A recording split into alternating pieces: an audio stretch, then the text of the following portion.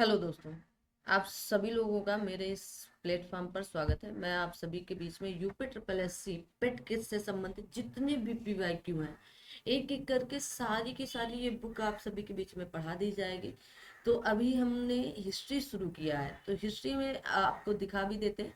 यहाँ पर आपके लगभग 70, देखो बताया भी गया है इस बुक में, 70 क्वेश्चन मतलब क्वेश्चन पेपर दिए गए हैं। तो 70 आपके यूपी ट्रिप अध्यायवार विभाजित हल प्रश्न पत्र शामिल है।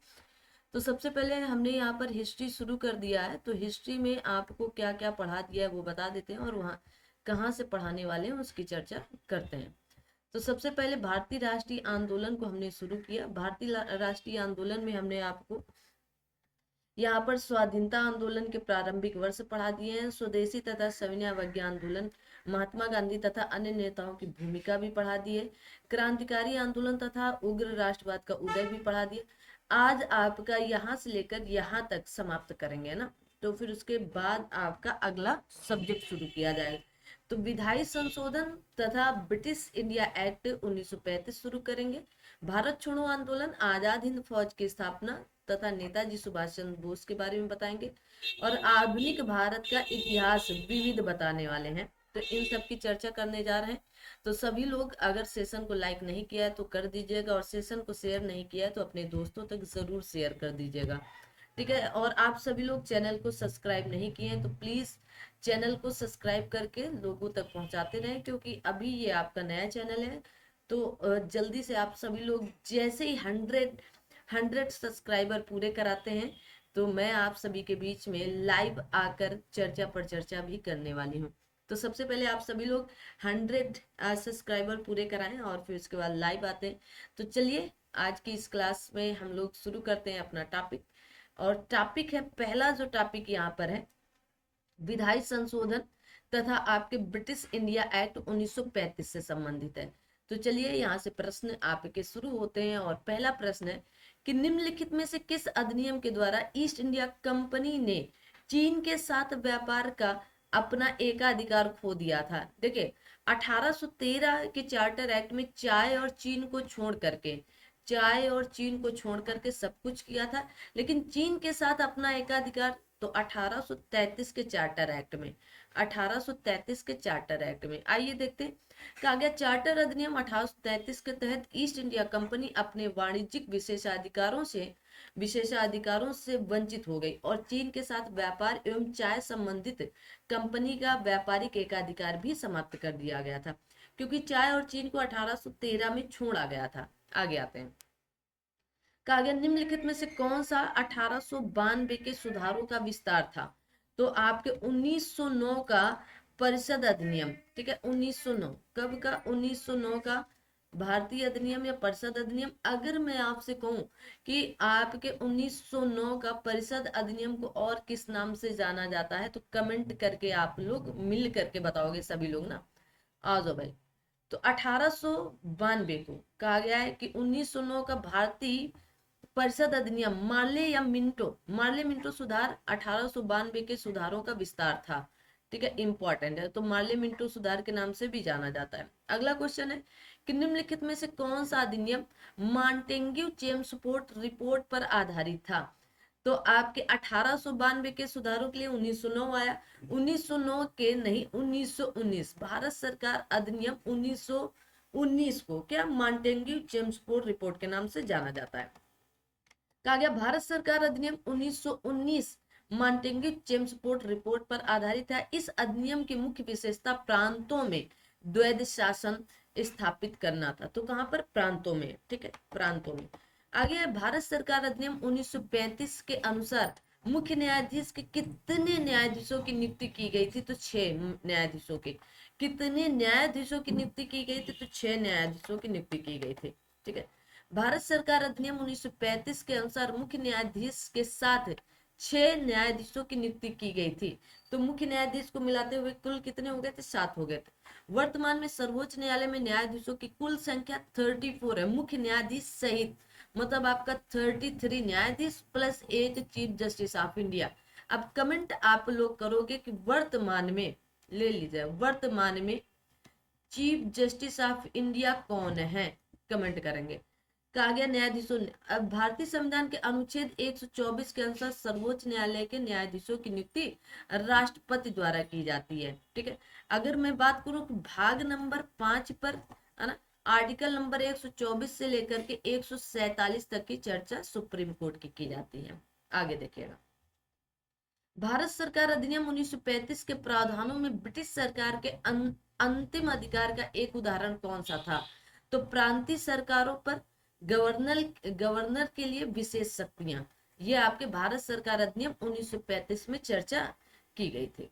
भारत सरकार अधिनियम 1935 के प्रावधानों में ब्रिटिश सरकार के अंतिम अधिकार का एक उदाहरण प्रांतीय सरकारों पर गवर्नर के लिए विशेष शक्तियां हैं। क्या विशेष शक्तियां हैं? कहा गया भारत निम्नलिखित में से किस अधिनियम द्वारा वर्मा को या म्यांमार को, किसको, म्यांमार को भारत से अलग किया गया? तो भारत सरकार अधिनियम 1935 से ही अलग किया गया था। ये आपके पेट में ही पूछा गया क्वेश्चन है। आ जाओ भाई, किस में पूछा गया था? तो पेट में पूछा गया था, देखेंगे आप सभी लोग। तो ये है आपका पेट 2022 का क्वेश्चन। भारत सरकार अधिनियम 1935 द्वारा वर्मा को भारत से अलग किया गया था। वर्मा को वर्तमान में म्यांमार के नाम से जाना जाता है। ठीक, आगे देखेंगे कि सरकार के निम्नलिखित में से किस अधिनियम के कारण बंबई से सिंध प्रांत का निर्माण हुआ? बंबई से सिंध प्रांत का निर्माण हुआ। तो भारत सरकार अधिनियम 1935 1935 में, 1935 में। आगे देखेंगे, कहा गया भारत सरकार अधिनियम 1935 के द्वारा बंबई प्रेसिडेंट से अलग कर आपके सिंध प्रांत का निर्माण हुआ था। किसका? सिंध प्रांत का। अगला क्वेश्चन आपकी स्क्रीन पर, भारत सरकार अधिनियम 1935 भारत के ब्रिटिश संसद द्वारा पारित सबसे लंबा अधिनियम था। मूल रूप से पारित अधिनियम बहुत लंबा होने के कारण दो अलग अलग अधिनियमों में विभाजित किया गया, अर्थात भारत सरकार अधिनियम 1935 और वर्मा सरकार अधिनियम 1935 बना था। क्या? वर्मा सरकार अधिनियम 1935 बना था। कहा गया भारत सरकार अधिनियम 1935 भारत के लिए ब्रिटिश संसद द्वारा पारित सबसे लंबा अधिनियम था। मूल रूप से पारित अधिनियम बहुत लंबा होने के कारण इसे दो अलग अलग अधिनियमों में विभाजित किया गया। भारत सरकार अधिनियम 1935 एवं वर्मा सरकार अधिनियम 1935 हुआ करता था। आगे है कि आपके कहा गया मार्टफोर्ड सुधार की सबसे महत्वपूर्ण विशेषता क्या थी? ठीक है, तो आपके केंद्र तथा रियासतों के मध्य शक्तियों का विभाजन, इनमें से कोई नहीं।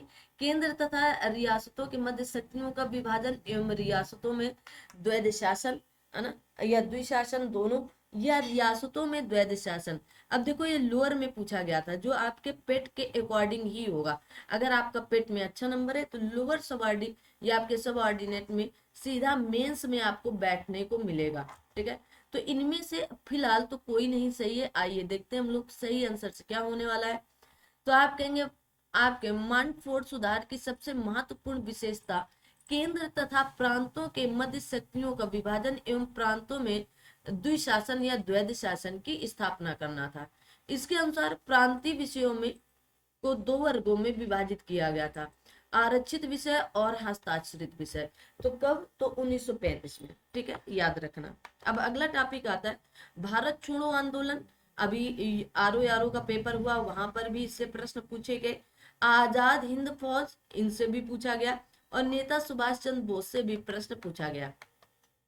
कहा गया किस आंदोलन के लिए महात्मा गांधी द्वारा करो या मरो का नारा दिया गया था? तो पूर्ण स्वराज आंदोलन, भारत छोड़ो आंदोलन, या दांडी मार्च, या खिलाफत आंदोलन। तो आप कहेंगे भारत छोड़ो आंदोलन के समय में। कहा गया है कि भारत छोड़ो आंदोलन में महात्मा गांधी ने करो डू या डाई का नारा दिया। 6 से लेकर 14 जुलाई 1942 को कांग्रेस कार्य समिति की वर्धा बैठक में गांधी जी के भारत छोड़ो आंदोलन के प्रस्ताव को पारित किया गया। 7 से 8 अगस्त 1942 को भारत की बैठक कांग्रेस की बैठक मुंबई के ग्वालियर टैंक मैदान में हुई, जिसमें वर्धा प्रस्ताव भारत छोड़ो की पुष्टि हुई। थोड़े बहुत संशोधन के बाद 8 अगस्त 1942 को प्रस्ताव स्वीकार कर लिया गया। 9 अगस्त 1942 को भारत छोड़ो आंदोलन प्रारंभ हुआ। भारत छोड़ो आंदोलन या अगस्त क्रांति भारतीय स्वतंत्रता आंदोलन की अंतिम महान लड़ाई हुआ करती थी। कौन सी अंतिम महान लड़ाई? आगे देखेंगे। कहा गया महात्मा गांधी ने किस आंदोलन के लिए करो या मरो का नारा दिया? तो आप कहेंगे भारत छोड़ो आंदोलन के लिए नारा दिया गया था। अगला क्वेश्चन, करो या मरो का नारा किसने दिया? तो आप कहेंगे महात्मा गांधी जी ने दिया। किसने दिया? महात्मा गांधी जी ने दिया। आगे आते हैं और अगला प्रश्न आपकी स्क्रीन पर कुछ इस तरह से है। तो सभी लोग सेशन को लाइक शेयर जरूर करते चलें, अपने दोस्तों तक जरूर भेजते चलें, है ना, और शेयर जरूर कर दीजिएगा। भारत छोड़ो आंदोलन या अगस्त आंदोलन 8 अगस्त 1942 को महात्मा गांधी द्वारा अखिल भारतीय कांग्रेस समिति के कहां पर, किस सत्र में चलाया गया एक आंदोलन था? तो मुंबई में ग्वालियर टैंक के पास। गांधी जी ने भारत छोड़ो आंदोलन कब शुरू किया? तो 8 अगस्त 1942 से शुरू हो गया था। 1942 में जब भारत छोड़ो प्रस्ताव पारित किया गया था तब भारत का वायसराय कौन था? तो लॉर्ड लिनलिथगो था। कौन था? लॉर्ड लिनलिथगो था। भारत छोड़ो आंदोलन अगस्त 1942 में भारत महात्मा गांधी के नेतृत्व में शुरू हुआ और उस समय भारत का वायसराय लॉर्ड लिनलिथगो था। निम्नलिखित में से कौन सी घटना की प्रतिक्रिया में भारत छोड़ो आंदोलन चलाया गया? तो आप कहेंगे क्रिप्स मिशन की विफलता के कारण। किसके कारण? क्रिप्स मिशन की विफलता के कारण। कहा गया भारत छोड़ो आंदोलन की शुरुआत 9 अगस्त 1942 को हुई थी। इसे अगस्त क्रांति के नाम से भी जाना जाता है और इस आंदोलन का तात्कालिक कारण क्रिप्स मिशन की विफलता था।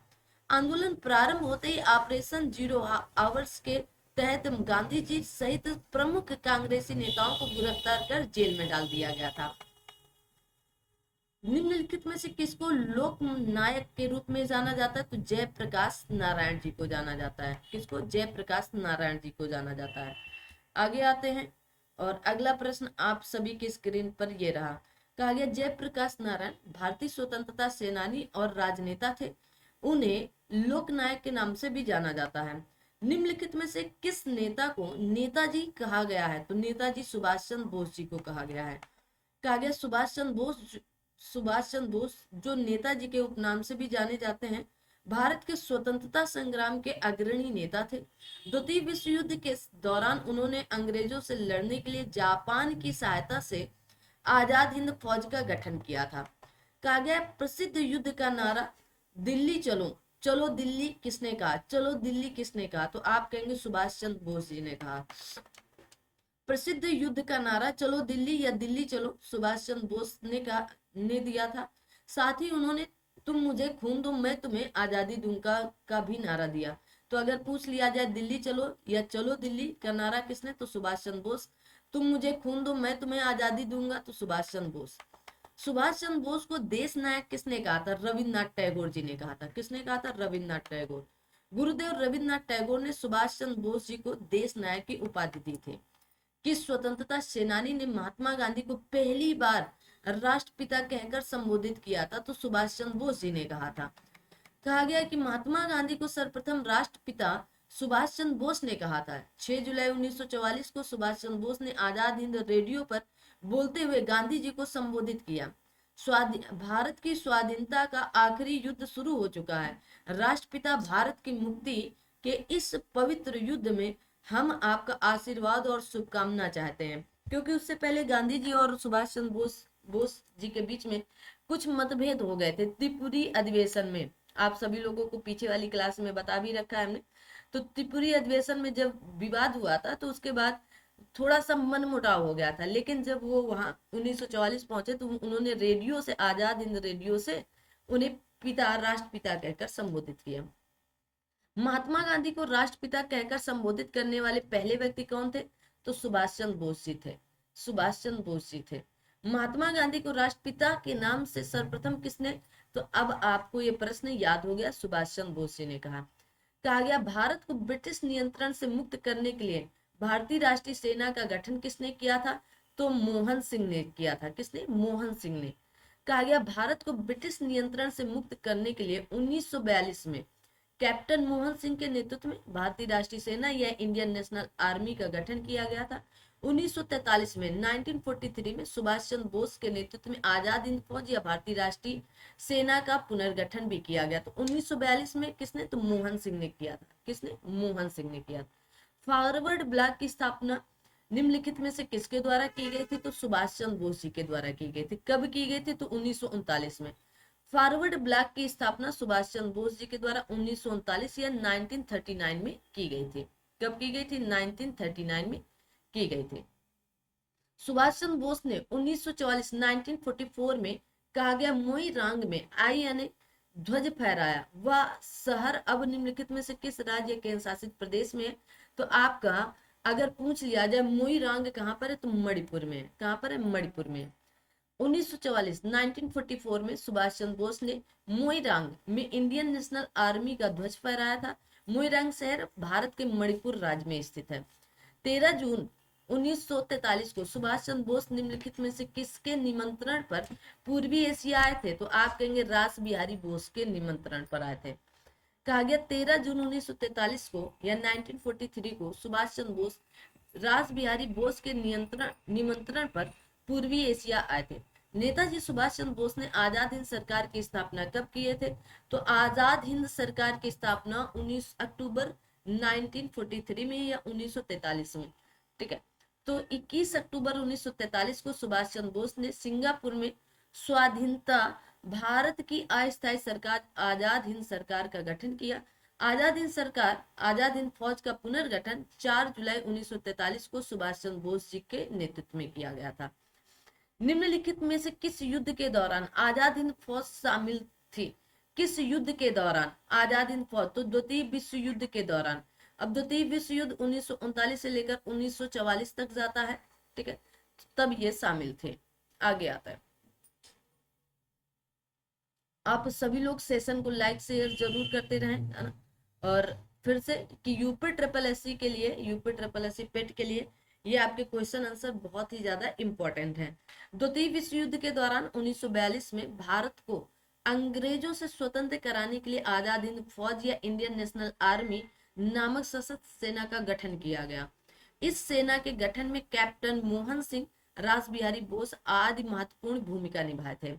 अब आता है आपका आधुनिक भारत का इतिहास। आधुनिक भारत का इतिहास वो भी आपका मिसलेनियस या विविध देखेंगे।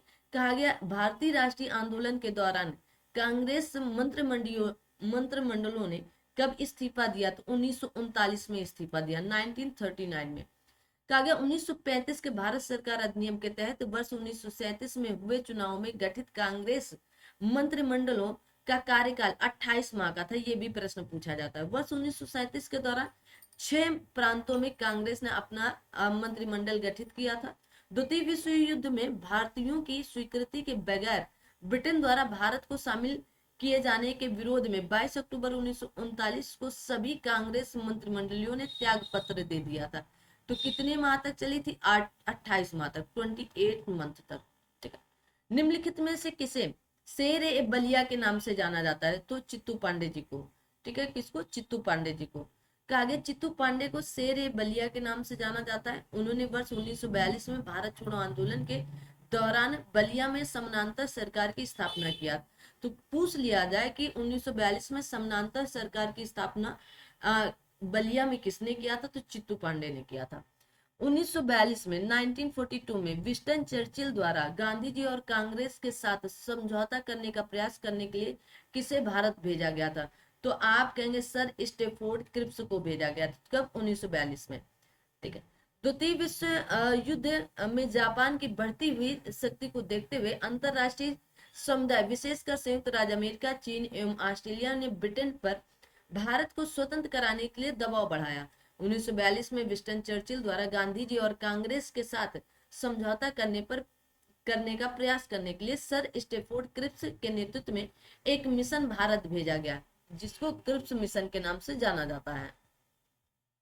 आगे आते हैं, कहा गया पूर्ण स्वराज की मांग करने वाले प्रथम कार्यकर्ता का नाम बताएं।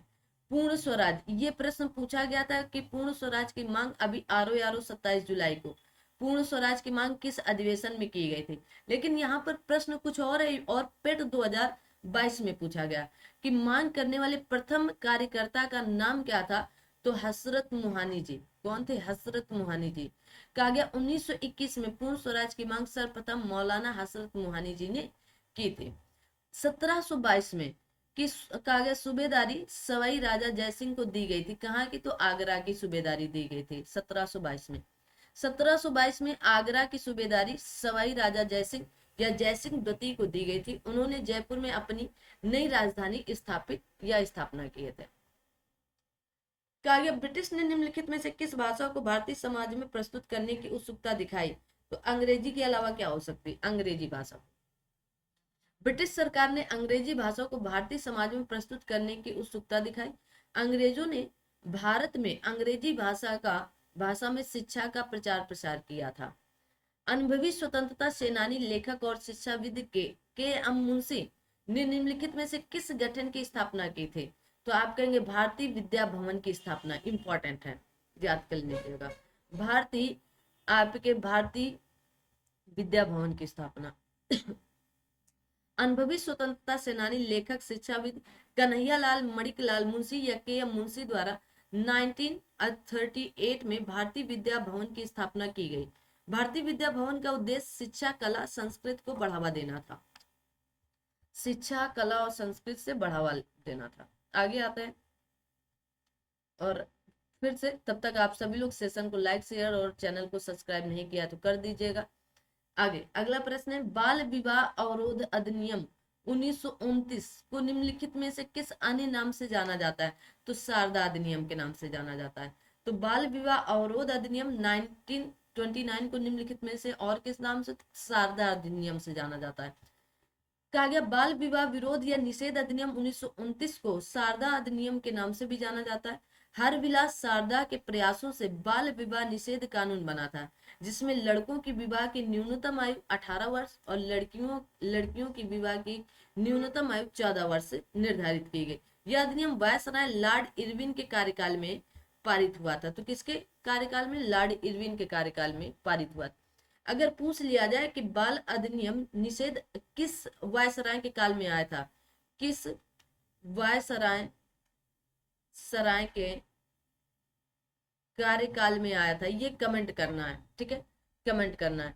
कहा गया भारतीय तिरंगे या तिरंगा ध्वज में अशोक चक्र का रंग कौन सा है? तो आप कहेंगे गहरा नीला रंग है। ठीक है, गहरा नीला रंग। भारतीय तिरंगे में अशोक चक्र का रंग गहरा नीला होता है। संविधान सभा द्वारा 22 जुलाई 1947 को राष्ट्रीय ध्वज को अपनाया गया। तो कब? 22 जुलाई 1947। भारतीय तिरंगे की चौड़ाई और लंबाई का अनुपात 2:3 है। भारतीय तिरंगे की जो पट्टियां हैं वो केसरिया, सफेद और हरे रंग की हैं। ठीक है, याद रखेंगे। सर्वेंट ऑफ इंडिया सोसाइटी की स्थापना किसके द्वारा? 1905 में कल्याणकारी कार्यों में विभिन्न जातियों और धर्मों के भारतीयों को एकजुट करने और प्रशिक्षित करने के लिए की गई थी। तो अब आप बताओगे राजा राम मोहन राय जी के द्वारा, या लाला लाजपत राय जी के द्वारा, या सीआर दास जी, या गोपाल कृष्ण गोखले जी के द्वारा? किसके द्वारा? Gopal Krishna Gokhale. Servant of India society की स्थापना गोपाल कृष्ण गोखले द्वारा 1905 में कल्याणकारी कार्यों में विभिन्न जातियों और धर्मों के भारतीयों को एकजुट करने और प्रशिक्षित करने के लिए की गई थी। ठीक है, और ये क्लासें इसलिए भी रिकॉर्ड दी जा रही ताकि आपका टाइम वेस्ट भी ना हो और टाइम से सब कुछ आपको मिल भी जाए। अगला प्रश्न आपकी स्क्रीन पर कि निम्नलिखित में से किसने अपने सहयोगियों को यह महसूस करने के लिए प्रेरित किया था कि संविधान सभा ब्रिटिश निर्मित थी और ब्रिटिश योजनाओं पर काम कर रही थी, जैसा कि ब्रिटिश चाहते थे और इस पर काम किया जाए? तो आप कहेंगे सोमनाथ लाहिड़ी जी, है ना। इंपॉर्टेंट प्रश्न है। ठीक है, यूपी पेट में पूछा गया, लेकिन ये यूपी पेट से कहीं ऊपर वाला प्रश्न था। कहा गया एक कम्युनिस्ट सदस्य सोमनाथ लाहिड़ी ने अपने सहयोगियों को यह महसूस कराने के लिए प्रेरित किया था कि संविधान सभा ब्रिटिश निर्मित थी और ब्रिटिश योजनाओं पर कार्य कर रही थी, जैसा कि ब्रिटिश चाहते थे इस पर काम किया जाए। आगे देखो, निम्नलिखित में से किस ब्रिटिश मिशन या योजना में पाकिस्तान की मांग को अमान्य कर दिया गया था? तो आप कहेंगे कैबिनेट मिशन। कैबिनेट मिशन कब आता? 1946 में। कहा गया कैबिनेट मिशन 24 मार्च 1946 को दिल्ली आया। इसके अध्यक्ष भारत मंत्री लॉर्ड पैट्रिक लॉरेंस थे तथा अन्य 2 सदस्य स्टेफोर्ड क्रिप्स अध्यक्ष बोर्ड ऑफ ट्रेड तथा एबी अलेक्जेंडर नौसेना मंत्री थे। 16 मई 1946 को कैबिनेट मिशन ने अपने प्रस्तावों की घोषणा की, जिसमें शामिल प्रमुख प्रस्ताव थे भारत की एकता बनाई रखी जाए, मुस्लिम लीग की पाकिस्तान की मांग ठुकरा दी गई, भारत एक संघ होगा जिसमें ब्रिटिश प्रांत तथा देशी रियासतें शामिल होंगी और संविधान सभा का गठन प्रांतीय विधानसभाओं तथा देशी रियासतों के प्रतिनिधियों द्वारा किया जाएगा। इंपॉर्टेंट प्रश्न था। कहा गया निम्नलिखित में से किसने भारतीय राष्ट्रीय आंदोलन के दौरान 16 अगस्त 1946 को प्रत्यक्ष कार्यवाही दिवस मनाया था? तो मुस्लिम लीग ने मनाया था। किसने मनाया था? मुस्लिम लीग ने मनाया था। कहा गया मुस्लिम देश की मांग को पूरा करने हेतु तो मुस्लिम लीग ने 16 अगस्त 1946 को प्रत्यक्ष कार्यवाही दिवस घोषित किया था। तो प्रत्यक्ष कार्यवाही दिवस के रूप में किसने? तो 16 अगस्त 1946 को मुस्लिम लीग ने मनाया था। आगे आते हैं और अगला प्रश्न आपकी स्क्रीन पर यह है, और फिर से मैं वही कहूंगी कि तब तक आप सभी लोग सेशन को लाइक शेयर जरूर कर दिया करें। अगला प्रश्न देखेंगे। कहा गया राष्ट्रवाद की पहली स्पष्ट अभिव्यक्ति निम्नलिखित में से किस क्रांति के साथ हुई? तो आप कहेंगे अमेरिकी क्रांति के साथ हुई। राष्ट्रवाद की पहली स्पष्ट अभिव्यक्ति अमेरिकी क्रांति में हुई। 4 जुलाई 1776 को ब्रिटेन में स्वतंत्र होकर संयुक्त राज्य अमेरिका का एक नया देश के रूप में उदय हुआ था। भूदान या ग्राम दान आंदोलन निम्नलिखित में से किसके द्वारा शुरू किया गया था? तो विनोबा भावे जी के द्वारा शुरू किया गया था। Important question. भूदान या ग्राम दान आंदोलन विनोबा भावे द्वारा चलाया गया। यह एक सर्वोदय आंदोलन पर आधारित विचारधारा थी, जिसके तहत जमींदार वर्गों से भूमिहीन वर्गों को भूमि आवंटन का अनुरोध किया गया था। 1927 में महाराष्ट्र में महाड़ सत्याग्रह किसने आरंभ किया था? तो बी आर अम्बेडकर जी ने 1927 में महाराष्ट्र में। तो बी आर अम्बेडकर जी ने 1927 में महाड़ सत्याग्रह डॉक्टर बी आर अम्बेडकर ने प्रारंभ किया था। यह सत्याग्रह दलित एवं शोषित पर अन्य जातियों द्वारा किए जाने वाले अत्याचार से संबंधित था।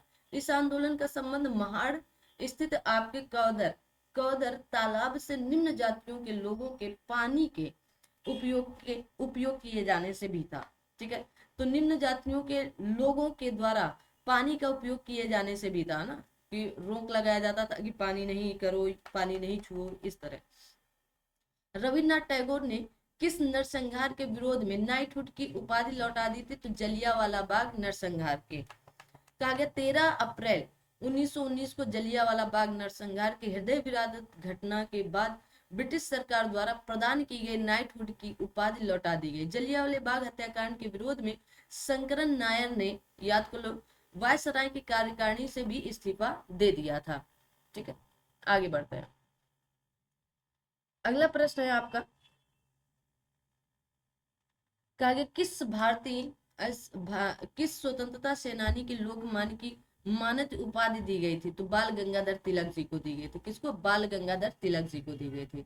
कहा गया 1897 में चापेकर बंधुओं ने, कब? 1897 में चापेकर बंधुओं ने पूना के प्लेग कमेटी के अध्यक्ष रैंड और आपके लेफ्टिनेंट आपके आयर्स की हत्या कर दी। और इस हत्या के संबंध में तिलक ने एक लेख लिखा था, जिसके कारण जुलाई 1897 में तिलक को भारतीय दंड संहिता की धारा 124A के तहत गिरफ्तार कर 18 माह की सजा दी गई। देश भर में इसका भारी विरोध हुआ। तिलक काफी लोकप्रिय हो गए। जनता ने उन्हें लोकमान्य की उपाधि दी थी, बाल गंगाधर तिलक को। विश्वविद्यालय अनुदान आयोग का गठन किसकी सिफारिश पर किया गया? तो आप कहेंगे डॉक्टर सर्वपल्ली राधाकृष्णन आयोग की सिफारिश पर। विश्वविद्यालय अनुदान आयोग के गठन की सिफारिश डॉक्टर सर्वपल्ली राधाकृष्णन आयोग के द्वारा की गई थी। नवंबर 1956 में विश्वविद्यालय अनुदान आयोग एक सांविधिक निकाय बन चुका था। अलीगढ़ मुस्लिम विश्वविद्यालय की स्थापना किसने किया था? तो आप कहेंगे सैयद अहमद खान जी ने किया था। कहा गया सर सैयद अहमद खान के नेतृत्व में अलीगढ़ आंदोलन चलाया गया, जिन्होंने मुसलमानों के दृष्टिकोण को आधुनिक बनाने के उद्देश्य से पाश्चात्य शिक्षा पर बल दिया। सर सैयद अहमद खान ने 1875 में के अनुसार 1877 में अलीगढ़ मुस्लिम या एंग्लो ओरिएंटल कॉलेज की स्थापना की, जो वर्ष 1920 में अलीगढ़ मुस्लिम विश्वविद्यालय में परिवर्तित हो गया था। इन्होंने तहजीब उल अखलाक या सभ्यता और नैतिकता नामक पत्रिका भी निकाली थी। तो किसने? सर सैयद अहमद खान ने। बनारस से हिंदू विश्वविद्यालय की स्थापना निम्नलिखित में से किसने की थी? तो बनारस हिंदू विश्वविद्यालय की स्थापना मदन मोहन मालवीय जी ने किया था। तो बनारस हिंदू विश्वविद्यालय की स्थापना पंडित मदन मोहन मालवीय द्वारा 1916 में की गई थी। कब? 1916 में किया गया था। आगे आते हैं, तब तक आप लोग चैनल को लाइक सब्सक्राइब जरूर करते हैं। अगला क्वेश्चन आपकी स्क्रीन पर कुछ यूं रहा।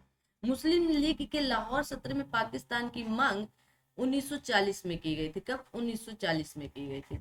ठीक है।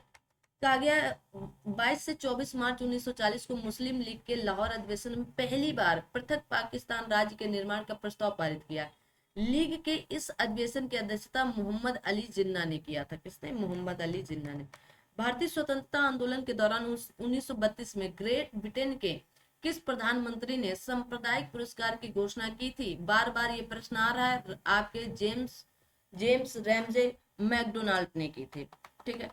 ब्रिटिश प्रधानमंत्री जेम्स रैमजे रैमजे मैकडोनाल्ड ने 16 अगस्त 1932 को विभिन्न संप्रदायों के प्रतिनिधियों के विषय पर एक पंचाट जारी किया, जिसे सांप्रदायिक पंचाट या कम्युनल अवार्ड कहा गया। और इस पंचाट में पृथक निर्वाचन पद्धति को मुसलमानों, भारतीय ईसाइयों, सिखों, आंग्ल भारतीयों, दलितों आदि पर लागू किया गया था। तो ये नाम याद करना है ना, किन पे पर लागू किया। पूना समझौता 1932 किन के मध्य हुआ? तो आप कहेंगे नेहरू और अंबेडकर और गांधी जी के बीच में हुआ था। ठीक है। तो बी आर अंबेडकर और गांधी जी के बीच में। कहा गया मदन मोहन मालवीय, डॉक्टर राजेंद्र प्रसाद, पुरुषोत्तम दास और आपके राजगोपालाचारी के प्रयासों से गांधी और अंबेडकर के मध्य 24 सितंबर 1932 को एक समझौता हुआ, जिसे पूना समझौता के नाम से जाना जाता है। इसके अंतर्गत दलित वर्गों के पृथक निर्वाचक मंडल समाप्त कर दिए गए, लेकिन प्रांतीय विधानमंडलों में दलित वर्गों के लिए सुरक्षित सीटों की संख्या 71 से बढ़ाकर 148 कर दी गई। केंद्रीय विधानमंडल में 18% सीटें दलित वर्गों के लिए आरक्षित की गई थी। कितनी परसेंट? अगर परसेंटेज पूछ लिया जाए तो 18%। कहा गया घटना और तारीख के इन जोड़ों में कौन सा जोड़ा सही ढंग से मेल नहीं खाता? दिल्ली भारत की नई राजधानी 1911 में राजधानी बन गई 1911। फिलहाल तो 1911 में घोषणा हुई थी। महात्मा गांधी ने इंडिगो आपके प्लाटर्स की शिकायत पर ध्यान आकर्षित करने के लिए बिहार में चंपारण अभियान शुरू किया 1917 में। ठीक है। तो फिलहाल अभी यही मेल नहीं खा रहा, आगे देखते हैं और क्या नहीं है, क्योंकि वापस ना आना पड़े। अच्छा। कहा गया है कि बीजी तिलक ने पूना में अपने मुख्यालयों के साथ भारतीय गृह नियम लीग की स्थापना कब की? 1914 में। ठीक है। 1914 में। कहा गया सुभाष चंद्र बोस ने INC में अध्यक्षता के रूप में इस्तीफा दे दिया। तो आपके कहा गया इंडियन नेशनल कांग्रेस से 1939 में। तो केवल यही बात सही है, बाकी सब गलत है ना। ABC तीनों हो सकते हैं। देखते हैं क्या क्या है। ठीक है। कहा गया 1911 में आयोजित दिल्ली दरबार में दिल्ली को भारत की राजधानी बनाने की घोषणा की गई थी, जबकि यह निर्णय 1912 में प्रभावी हुआ, अर्थात दिल्ली 1912 में भारत की राजधानी बनी। तो पहली बात ये सही। महात्मा गांधी द्वारा चंपारण सत्याग्रह बागान मालिकों की शिकायत पर नहीं बल्कि किसानों की शिकायत पर शुरू किया गया था, तो इसलिए ये भी दूसरी बात 1917 वाली गलत हो गई।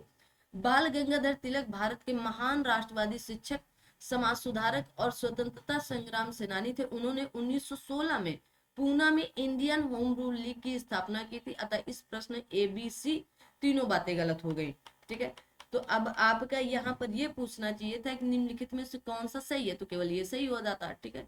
तो अब ये भी गलत है और आपके वो दोनों भी ऊपर वाले गलत। आगे आता है। इस प्रश्न को अमान्य प्रश्न या आपके इनवैलिड क्वेश्चन स्वीकार किया गया था।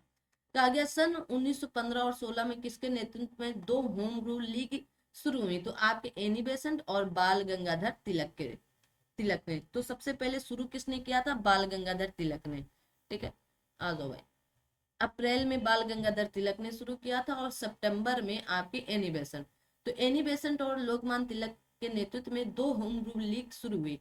तिलक के द्वारा इंडियन होम रूल लीग अप्रैल 1916 में स्थापित किया और एनी बेसेंट ने होम रूल सितंबर 1916 में शुरू की। ये बात याद रखना है। कहा गया आपका 1866 या 1866 में भारत के संदर्भ में चर्चा करने और भारतीय कल्याण को बढ़ावा देने के लिए ब्रिटिश सार्वजनिक अधिकारों को प्रभावित करने के लिए लंदन में ईस्ट इंडिया एसोसिएशन का आयोजन किसने किया? तो दादा भाई नौरोजी ने किया था। किसने? दादा भाई नौरोजी। कहा गया 1866 में लंदन में ईस्ट इंडिया एसोसिएशन का गठन दादा भाई नौरोजी द्वारा किया गया था। दादा भाई नौरोजी को grand old man of India के नाम से भी जाना जाता है।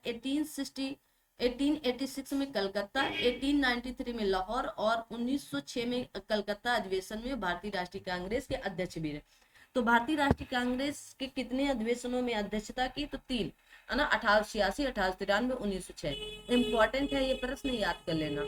ठीक है, कई बार ये प्रश्न पूछ लिया जाता है कि दादा भाई नौरोजी ने कितने अधिवेशनों की अध्यक्षता किए थे। आगे आते हैं।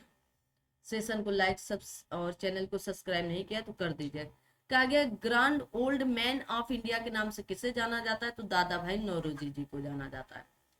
कहा गया दादा भाई नौरोजी 1825 से लेकर 1917 को ग्रैंड ओल्ड मैन के नाम से जाना जाता है। 1866 में दादा भाई नौरोजी कहा गया ड्रेन ऑफ वेल्थ थ्योरी पुस्तक प्रस्तुत की, जिसमें बताया गया कि कैसे भारत का धन भारत से इंग्लैंड जा रहा है। निम्नलिखित में से किसने सबसे पहले धन की निकासी का सिद्धांत प्रतिपादित किया? तो दादा भाई नौरोजी ने किया था। किसने? दादा भाई नौरोजी ने।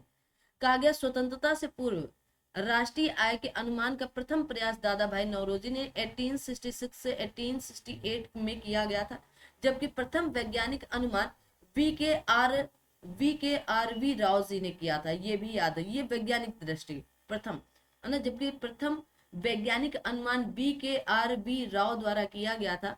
स्वतंत्रता के पश्चात भारत में राष्ट्रीय आय की गणना है तो 1949 में पीसी महालनोबिस की अध्यक्षता में राष्ट्रीय आय समिति का गठन किया गया। वर्तमान में राष्ट्रीय आय की गणना राष्ट्रीय सांख्यिकी कार्यालय द्वारा की जाती है। क्या ये प्रश्न आरओ के पेपर में नहीं आया था? आप कहोगे बिल्कुल आया था। ठीक है, इतनी सी लाइन आई थी। क्यों? तो राष्ट्रीय आय की गणना किसके द्वारा? तो राष्ट्रीय आय की गणना राष्ट्रीय सांख्यिकी कार्यालय द्वारा की जाती है। रास बिहारी बोस द्वारा गठित या संगठित भारतीय स्वतंत्रता लीग किस संगठन का एक अग्रदूत था? तो भारतीय राष्ट्रीय फौज का। ठीक है, भारतीय कहा गया रास बिहारी बोस ने 1942 में भारतीय स्वतंत्रता लीग का गठन किया। सुभाष चंद्र बोस ने 1943 में सिंगापुर पहुंचे और उन्हें लीग का प्रधान चुन लिया गया। यहीं पर सुभाष चंद्र बोस ने भारतीय राष्ट्रीय सेना आजाद हिंद फौज का पुनर्गठन किया, जिसमें उन्होंने भारतीय सेना के उन सैनिकों को भर्ती कर लिया जो सिंगापुर तथा मलेशिया से अंग्रेजों के भागने के समय जापान द्वारा युद्ध में बंदी बना लिए गए थे। भारतीय राष्ट्रीय सेना या कहा गया इंडियन नेशनल आर्मी को बोस ने दिल्ली चलो का नारा दिया था। तो सुभाष चंद्र बोस ने क्या दिल्ली चलो का नारा दिया। तुम मुझे खून दो मैं तुम्हें आजादी दूंगा का भी नारा दिया गया। कहा गया भारत में राजनीतिक सुधार के लिए आंदोलन शुरू करने वाले पहले भारतीय नेता कौन थे? तो राजा राम मोहन राय जी थे। कौन थे? राजा राम मोहन राय जी थे। आगे आते हैं। कहा गया भारत में राजनीतिक सुधारों के लिए आंदोलन शुरू करने वाले प्रथम राजनीति या पहले भारतीय नेता राजा राम मोहन राय थे। 1823 में कहा गया एडम्स के प्रेस अध्यादेश से प्रेस की स्वतंत्रता का हनन हुआ। विरोध स्वरूप राजा राम मोहन राय ने कुछ अन्य लोगों के साथ उच्चतम न्यायालय में वाद दायर किया। 1927 में जूरी एक्ट का भी इन्होंने विरोध किया, जिसमें धार्मिक आधार पर हिंदू और मुसलमानों में विभेद किया गया। कहा गया कि नेतृत्व का कौन सा सिद्धांत संपूर्ण व वैज्ञानिक माना जाता है? तो आप कहेंगे बहुकार या बहुकारक का सिद्धांत। कहा गया नेतृत्व का बहुकारक सिद्धांत संपूर्ण व वैज्ञानिक माना जाता है, जबकि परिवर्तनकारी नेतृत्व सिद्धांत का नया दृष्टिकोण है। इस अवधारणा का प्रतिपादन आपके जेम्स ग्रेगर बंस ने किया था। इंपॉर्टेंट है ये। ठीक है, किसने किया था ये पूछा जा। 16 अगस्त 1946 को अप्रत्यक्ष कार्यवाही दिवस मुस्लिम लीग के द्वारा मनाई गई थी। आप लोग याद रखेंगे। आगे, प्रथम विश्व युद्ध कब समाप्त हुआ? तो आप कहेंगे 11 नवंबर 1918 को समाप्त हुआ था। 28 जुलाई 1914 को शुरू हुआ और 11 नवंबर 1918 को समाप्त हुआ। संयुक्त राज्य अमेरिका ने किस वर्ष दूसरे विश्व युद्ध में प्रवेश लिया? तो आप कहेंगे 1941 में प्रवेश लिया। तो द्वितीय विश्व युद्ध की समय अवधि 1939 से लेकर 1945 तक मानी जाती है, वैसे तो 1944 में ही समाप्त हो गया था। कहा गया है कि संयुक्त राज्य अमेरिका इस युद्ध में प्रारंभ से शामिल नहीं था। जापान द्वारा पर्ल हार्बर पर आक्रमण के बाद 1941 में संयुक्त राज्य अमेरिका द्वितीय विश्व युद्ध में शामिल हुआ।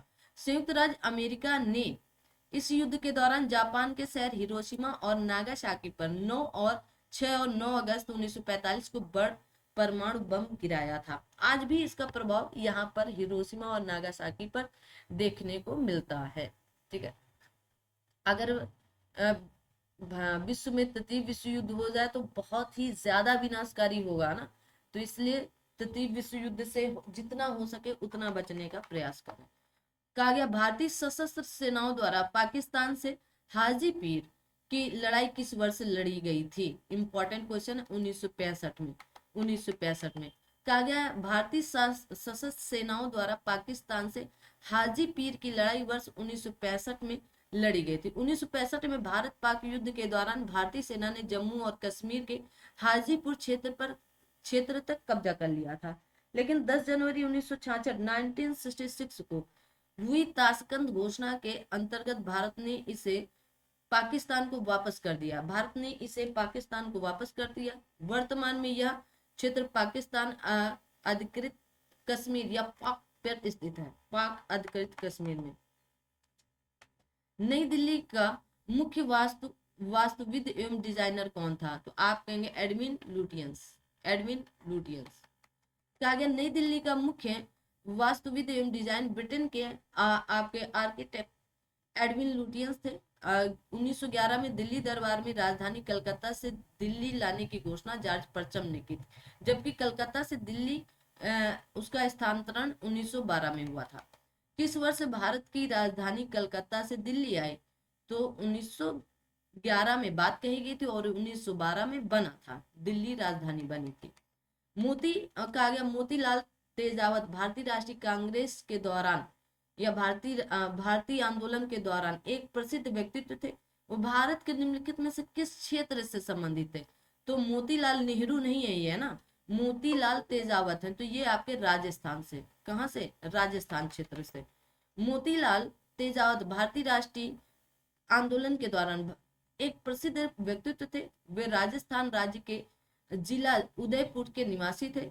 इन्होंने एक ही आंदोलन का सूत्रपात्र किया था। तो कौन सा एक ही आंदोलन का सूत्रपात्र किया था? ठीक है, आ दो भाई। कहा गया प्रसिद्ध गीत सारे जहां से अच्छा हिंदुस्तान हमारा किसने? तो सर मोहम्मद इकबाल, है ना, सर मोहम्मद इकबाल के द्वारा। उर्दू के प्रख्यात शायर मोहम्मद इकबाल ने सारे जहां से अच्छा हिंदुस्तान हमारा नामक एक गीत की रचना की। प्रारंभ में ये महान राष्ट्रवादी थे, किंतु बाद में मुस्लिम लीग से संबंध हो गए। कहा गया नाथूराम गोडसे के वे 3 भाई कौन थे जो RSS के सदस्य थे? तो आपके कहा गया दत्तात्रेय, गोविंद और गोपाल थे। याद कर लो भाई, ये नाथूराम गोडसे के 3 भाई थे, दत्तात्रेय, गोविंद और गोपाल। ठीक है, आगे आते हैं। नाथूराम गोडसे के वे 3 भाई दत्तात्रेय, गोविंद, गोपाल थे, जो आपके RSS के सदस्य थे। 1932 में महाराष्ट्र के सांगली में नाथूराम गोडसे RSS के बौद्धिक कार्यवाहक के रूप में संगठन में सम्मिलित हुए। गोडसे के पिता विनायक कहा गया आपके वामन राव गोडसे और माँ लक्ष्मी गोदावरी थी, या माँ लक्ष्मी गोदावरी।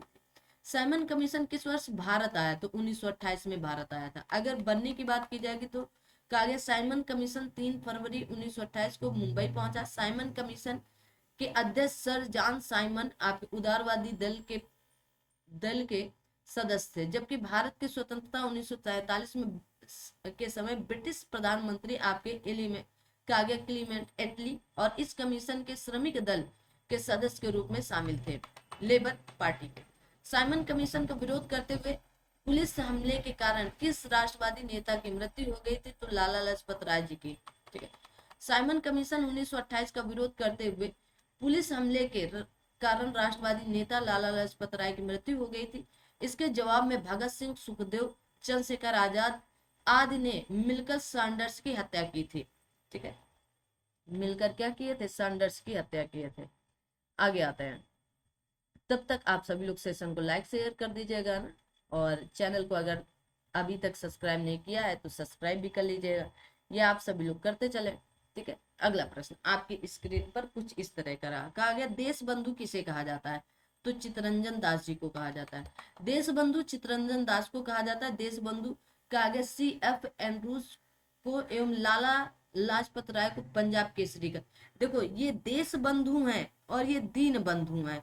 तो आपके CF एंड्रूज को दीन बंधु और लाला लाजपत राय को पंजाब केसरी के नाम से जाना जाता है।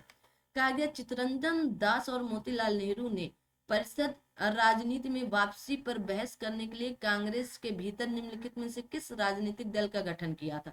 तो स्वराज पार्टी का गठन किया था 1923 में। 1923 में सीआर दास और मोतीलाल नेहरू ने परिषद राजनीति में वापसी पर बहस करने के लिए कांग्रेस पार्टी के भीतर स्वराज पार्टी का नामक राजनीतिक दल का गठन किया। चित्तरंजन दास स्वराज पार्टी के अध्यक्ष और मोतीलाल नेहरू इसके महासचिव के रूप में जाने जाते हैं। 1928 में मोतीलाल नेहरू समिति द्वारा निम्नलिखित में से कौन सा अधिनियम या विधेयक प्रस्तावित किया गया था? तो आप कहेंगे अधिकारों का बिल। ठीक है। भारत की स्वतंत्रता संग्राम के दौरान स्वतंत्रता आंदोलन के नेताओं ने अधिकारियों के महत्व को महसूस किया था तथा मांग की थी। ब्रिटिश शासकों को लोगों के अधिकारों का सम्मान करना चाहिए और 1928 में मोतीलाल नेहरू समिति द्वारा अधिकारों का बिल या बिल ऑफ राइट्स नामक विधेयक प्रस्तावित किया गया था। कागे निम्नलिखित में से कौन सा अरविंदो के स्वतंत्रता प्राप्त करने के कार्यक्रम का मुख्य हिस्सा था? तो गुप्त समाजों का संगठन। क्या यही एक कारण बचा था कि भाई जब तक हम गुप्त समाज का गठन नहीं करेंगे तब तक कुछ हासिल नहीं हो रहा था? आगे आते हैं। कहा गया अरविंदो घोष एक भारतीय दार्शनिक, योगी, गुरु एवं कवि और राष्ट्रवादी थे। अरविंदो घोष के स्वतंत्रता प्राप्त करने के कार्यक्रम का मुख्य उद्देश्य या मुख्य हिस्सा गुप्त समाजों का संगठन था। अरविंदो घोष द्वारा बनाई गई एक गुप्त संस्था कहा गया लोटस एंड डैगर है। तो लोटस एंड डैगर थी जिसमें कुछ भारतीय युवक शामिल थे जिन्होंने भारत की स्वतंत्रता के लिए काम करने की प्रतिज्ञा की थी। मैकमोहन रेखा चीन के तिब्बती क्षेत्र में भारत के उत्तर पूर्वी क्षेत्र के बीच की सीमा रेखा है जिसे ब्रिटिश औपनिवेशिक प्रशासन हेनरी मैकमोहन ने 1914 में किसके शिमला संधि पत्र में प्रस्तावित किया था। कहा गया मैकमोहन या मैकमोहन रेखा भारत और चीन के बीच स्थित है। भारत और चीन के बीच इस रेखा को ब्रिटिश औपनिवेशिक प्रशासक सर आर्थर हेनरी मैकमोहन या मैकमोहन ने वर्ष 1914 में शिमला संधि पत्र में प्रस्तावित किया था, इसलिए इस रेखा को मैकमोहन रेखा के नाम से जाना जाता। यद्यपि चीन इस रेखा को मान्यता नहीं देता है, ये भी याद रखना। कहा गया विश्व धर्म 1893 स्वामी विवेकानंद ने हिंदू धर्म के बारे में विस्तार में शिकागो में दहाड़ के आए थे। कहां पर? शिकागो में। 1893 संयुक्त राज्य अमेरिका के शिकागो शहर में आयोजित विश्व धर्म सम्मेलन में स्वामी विवेकानंद ने भारत का नेतृत्व किया। उन्होंने कहा कि पृथ्वी पर हिंदू धर्म के समान कोई भी धर्म इतने उदात्त रूप में मानव की गरिमा का प्रतिपादन नहीं कर सकता है। ठीक है। निम्नलिखित घटनाओं को उनका सही क्रम लगाएं। रॉलेट एक्ट, गांधी इरविन समझौता, मार्ले मिंटो सुधार, एल्बर्ट बिल। ठीक है। तो रॉलेट एक्ट 1919 में आता है। ठीक है। गांधी इरविन समझौता 1931 में होता है। ठीक है। अगर पूछ लिया जाए मार्ले मिंटो तो 1909 में आता है। एल्बर्ट बिल तो 1883 में आता है। कब? 1883 में। तो सबसे पहले 4, फिर उसके बाद 3, फिर उसके बाद 1 और फिर उसके बाद 2। ठीक है। तो 4 3 1 2, 4 3 1 2। लो भाई यही ऑप्शन होगा, कोई और ऑप्शन नहीं है। 4 3 1 2। ठीक है। 4 3 1 2। ठीक है। क्या बोलोगे? 4 3 1 2। आगे आते हैं। अगला प्रश्न देखिएगा। अगला प्रश्न देखिएगा।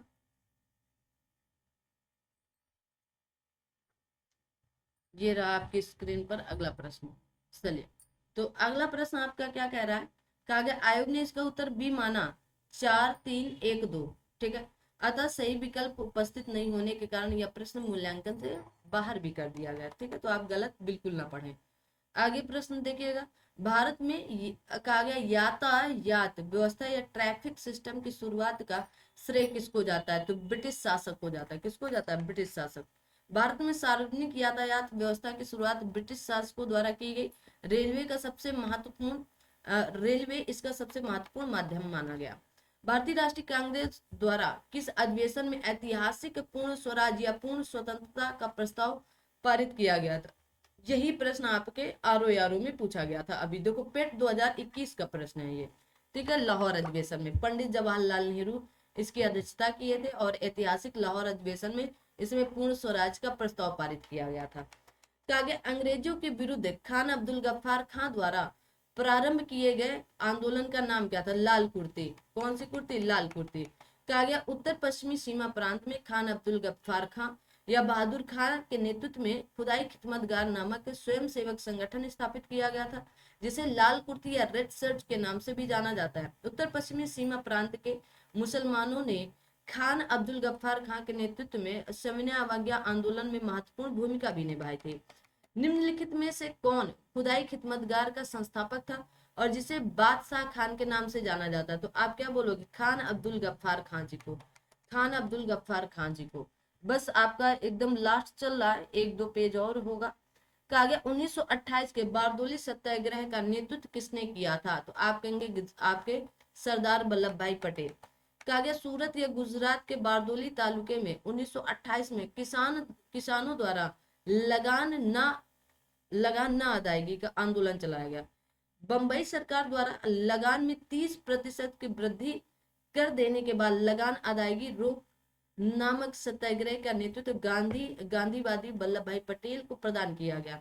बारदोली सत्याग्रह के समय ही यहाँ की महिलाओं की ओर से गांधी जी ने वल्लभ भाई पटेल को सरदार की उपाधि दी थी। कहा गया पंडित जवाहरलाल नेहरू के नेतृत्व में मुस्लिम लीग अंतरिम सरकार से कब सम्मिलित हुई? तो 26 अक्टूबर 1946 को सम्मिलित हुई थी। कब? 26 अक्टूबर 1946 को। 26 अक्टूबर, चल तो सी मान लेते हैं, फिलहाल ये भी बाहर रहा होगा, ठीक है।